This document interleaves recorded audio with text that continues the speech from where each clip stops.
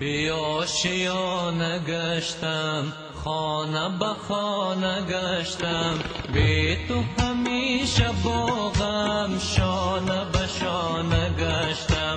عشق یگانه ای من، از تو نشانه ای من، بی تو نمک نداره شعر و ترانه ای من.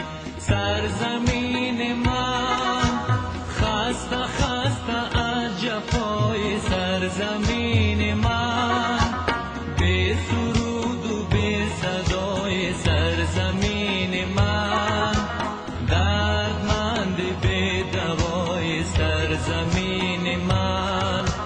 سرزمین من کی غمی تو را سرود، سرزمین من کی رهی تو را گشود، سرزمین من کی به تو وفا نمود، سرزمین من.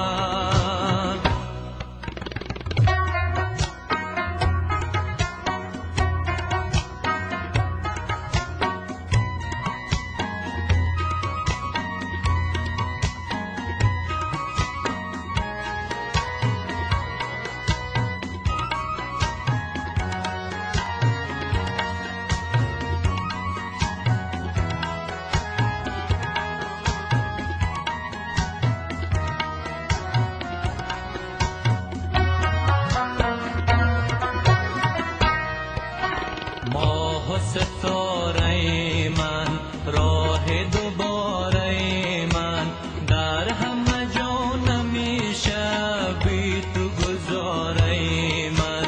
گنج تو را ربودن از بر عشرت خود، قلب تو را شکسته هر که به نوبت خود.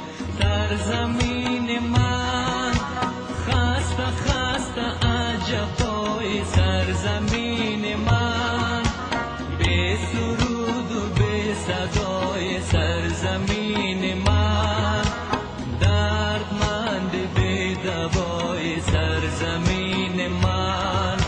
سرزمین من مثل چشم انتظار سرزمین من، مثل دشت پرغبار سرزمین من، مثل قلب داغدار سرزمین من.